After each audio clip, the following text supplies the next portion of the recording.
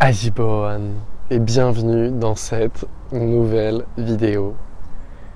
Les amis, aujourd'hui on va parler des 5 croyances, les 5 fausses idées.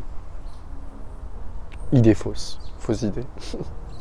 À propos de la méditation et de l'éveil spirituel qui suit en général la pratique de la méditation régulière. Alors le premier signe, la première croyance que j'entends vraiment très souvent, c'est que la méditation c'est difficile, que ça demande beaucoup de patience. Alors non, c'est pas difficile, c'est votre état naturel.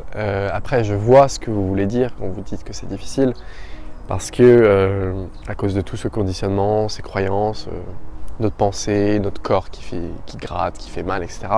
Ça peut paraître difficile de se centrer et de vraiment observer tout ce qui se passe dans notre esprit, dans notre corps, nos émotions, nos sentiments, sans y attacher d'importance. Voilà, sans y attacher d'appartenance. Oui, c'est difficile dans ce sens-là. Mais d'un autre côté, c'est ce que vous êtes vraiment. Vous êtes l'être infini qui n'a ni commencement ni fin, qui a toujours été là. Vous avez toujours observé en fait les événements de votre vie se passer, mais parce que vous pensez qu'en fait vous êtes ce corps, parce que vous pensez que vous êtes cet esprit, parce que vous pensez que vous êtes ces émotions, parce que vous pensez que vous êtes ces croyances, etc., etc., vous ne voyez pas comme vous devriez voir, entre guillemets. Mais toute votre vie, en fait, vous avez été la présence, parce que c'est vous, hein, tout simplement. Il y a pas de... C'est très compliqué à expliquer avec des mots, si vous voulez, parce que c'est à vous que je parle. C'est pas à vos émotions, pas à votre tête, pas à votre corps, c'est à vous que je parle. La présence qui est la présence infinie, qui a ni début ni fin. Donc on n'y accède pas, si vous voulez. Il y a des gens qui me disent « mais comment j'accède à cette conscience ?» Mais il n'y a pas à y accéder, vous l'êtes déjà, c'est ce que vous êtes. En fait, la méditation, c'est la prise de conscience que on a observé tous nos événements, on a observé notre vie, toute notre vie. Toute notre vie, on a été la présence qui observait. C'est juste qu'on ne s'en rendait pas compte parce qu'on était trop attaché à nos sentiments, à nos émotions, à nos ressentis, à nos pensées, à notre corps. Voilà. La deuxième chose que j'entends souvent, c'est que les gens qui commencent à faire un petit peu de méditation, ils pensent directement que c'est parce qu'ils font un petit peu de méditation qu'ils sont éveillés ou quoi. Alors en fait, pas du tout, parce que l'éveil se fait en 2 grandes phases, si vous voulez. La première phase, effectivement, c'est la réalisation que vous n'êtes pas ce corps, vous n'êtes pas cet esprit, vous êtes la présence qui est, qui observe. Voilà. Ça, c'est quelque chose de très fort. C'est quelque chose de très fort, mais c'est même pas un éveil, si vous voulez. On n'aurait même pas appelé ça un éveil, d'accord? Donc c'est juste un rappel, en fait. C'est un réveil, plus qu'un éveil. Voilà. Donc la première partie de l'éveil, c'est ça. C'est on se rend compte qu'on n'est pas ce corps, cet esprit, et on peut se sentir fort, entre guillemets, on se sent un peu libre, parce qu'on se rend compte qu'une certaine manière, nos pensées, certaines actions dont on n'est pas forcément très fier, c'est nous qui les avons fait, hein, attention. Mais c'est pas le vrai nous, c'est pas la vraie présence, notre vraie conscience. Cette conscience-là observait ce qu'on faisait, mais c'était pas cette conscience-là qui agissait complètement, si vous voyez ce que je veux dire. La grande majorité des gens s'arrêtent à cette étape-là. Moi aussi, je suis dans cette étape-là. Hein. Et très peu de gens sont vraiment complètement éveillés. L'éveil complet, pour moi en tout cas, la vraie réalisation, c'est des Jésus, des Bouddhas, des Mohamed, des Mooji, des Sadhgurus, des vrais maîtres spirituels qui ont eu un éveil complet, si vous voulez. Et cet éveil complet, la deuxième phase, qui est beaucoup plus difficile, parce que, oui, ok, vous avez découvert que vous n'étiez pas ce corps, ces émotions, cet esprit, c'est super, bravo. Mais maintenant, il va falloir le devenir. Non pas le devenir, mais l'accepter et lâcher tout cet ego. tout cet ego, toutes ces croyances auxquelles vous êtes vraiment très attachés, auxquelles on est tous très attachés. Et ça, c'est beaucoup plus difficile. Ça peut mettre des dizaines et des dizaines d'années, voire ne pas arriver dans cette vie du tout. Hein, et c'est pas un problème. Et la grande majorité des gens s'arrêtent à cette étape-là. Ils réalisent que ça y est, ils ne sont pas leur corps, ils ne sont pas leur esprit, ils pensent que c'est bon, ils ont touché au Graal. Pas du tout. C'est plus que le début. C'est un bon début. C'est mieux que penser qu'on est ce corps, cet esprit. Mais c'est pas du tout tout, entre guillemets. Parfois, je reçois des gens qui me disent « ça y est, j'ai réalisé que j'avais pas d'ego, etc. » Alors déjà, si vous dites que vous avez réalisé que vous n'avez pas d'ego, c'est que vous en avez encore beaucoup, parce que quelqu'un qui n'a pas d'ego, il dit pas ça comme ça, il parle pas comme ça. Donc la deuxième partie est beaucoup plus longue, si vous voulez. Beaucoup plus longue, ça peut prendre des dizaines et des dizaines d'années. Tout le monde n'a pas forcément envie d'être libre, parce que c'est être libre, hein. L'éveil complet, c'est être libre. Être libre de toutes ses croyances, de toute peur, de toute souffrance, de son corps, de son esprit.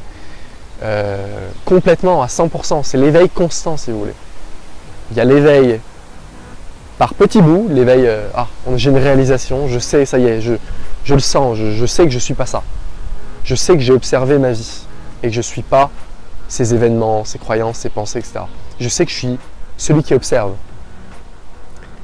Mais le faire pendant toute la journée, donc le faire de manière constante, ça n'a strictement rien à voir. Et ça, il y a très très peu de gens qui arrivent véritablement, bonjour, qui arrivent véritablement à le faire. Très très peu de gens. Très très peu de gens. Donc là, il y a vraiment deux écoles. Il y a les écoles qui pensent que si ce n'est pas un éveil complet, donc si on n'a pas complètement lâché notre ego, nos croyances, etc., c'est pas un vrai éveil. Voilà. Je ne suis pas d'accord avec ça. Je suis plutôt de l'autre école. Ceux qui pensent que beaucoup de gens peuvent avoir un aperçu de ce qu'est l'infini.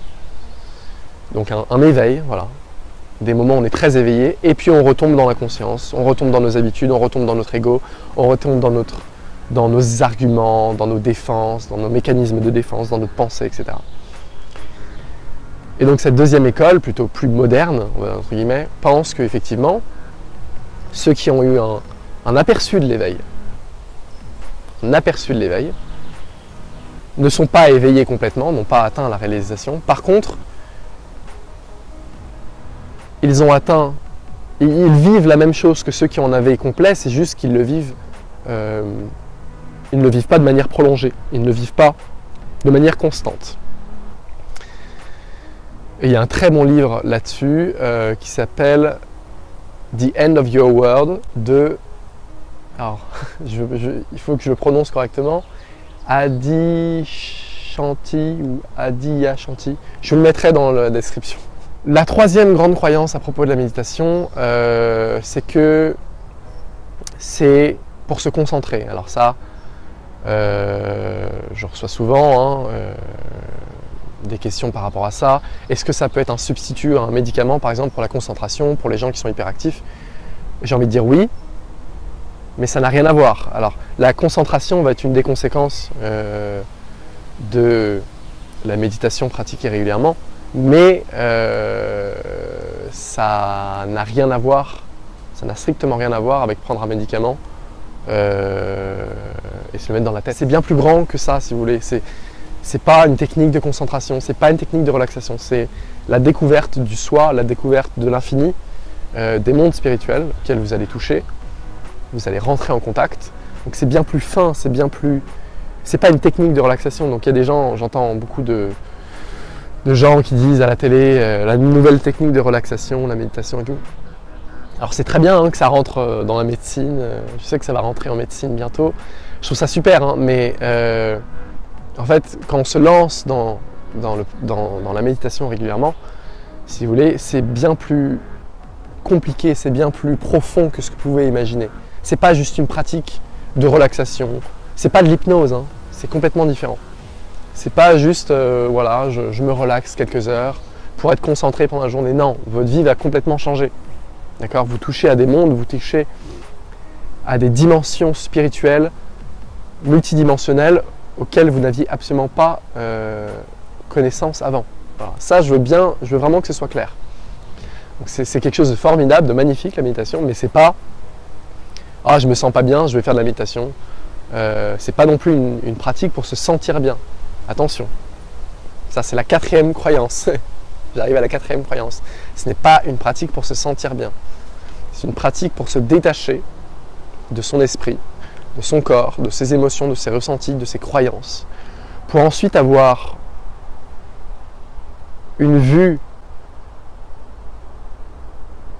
en tant que conscience infinie, donc ce que vous êtes, hein, votre vraie vue, sans tout ce conditionnement qu'on a depuis qu'on est petit. Voilà. En gros, c'est ça, pour donner une définition. J'essaye de donner une définition, mais si vous voulez, c'est compliqué de parler de l'infini avec des mots, parce que les mots, c'est la traduction du mental, hein, donc je m'efforce de le faire, mais effectivement, ça ne peut pas être vraiment ça. Mais donc, c'est pas une technique pour se sentir mieux, c'est bien plus fin que ça, si vous voulez. Pourquoi vous vous sentez pas bien? En fait, la méditation vous fait comprendre pourquoi vous vous sentez pas bien. Elle ne va pas vous aider à vous sentir mieux directement. Pourquoi vous ne vous sentez pas bien? Parce que vous êtes identifié à ce qui se passe dans votre tête. Vous pensez que les pensées qui trottent, alors oui, c'est les vôtres, c'est vos pensées, mais ce n'est pas vous. Énorme différence. Et la méditation va vous faire prendre conscience de cela. Mais ce n'est pas une technique pour se sentir bien, ce n'est pas une technique de relaxation. Voilà. Ça, c'est très important de comprendre ça. C'est un vrai mécanisme spirituel. Vous allez rentrer en contact avec des choses qui vont changer la manière dont vous voyez les choses. Voilà. La 5e et dernière croyance, idée reçue sur la méditation, hein, que j'entends très souvent, c'est que c'est religieux. Alors, c'est pas religieux, c'est une pratique spirituelle que certaines religions, notamment les religions orientales, ont utilisée à des fins religieuses, mais à la base, c'est une pratique spirituelle. La spiritualité n'a rien à voir avec la religion. La spiritualité, c'est la découverte de soi. La religion, c'est plus une croyance commune. Voilà. Non pas que c'est négatif, hein. Je ferai une vidéo sur la religion, ça a beaucoup de positifs et aussi des négatifs comme toute croyance. La spiritualité, ce n'est pas une croyance, attention. Hein. C'est pas une croyance du tout, c'est une découverte de soi. Chacun a une spiritualité différente, c'est un chemin de vie, c'est la prise de conscience que on n'est pas ça, voilà, qu'on est l'infini. Ça n'a rien à voir avec la religion. C'est quelque chose de très personnel, c'est quelque chose qui ne s'explique pas facilement avec des mots. Donc si vous voyez, je m'efforce de le faire, mais ce n'est pas simple. C'est quelque chose qui se vit plus que qui ne s'explique.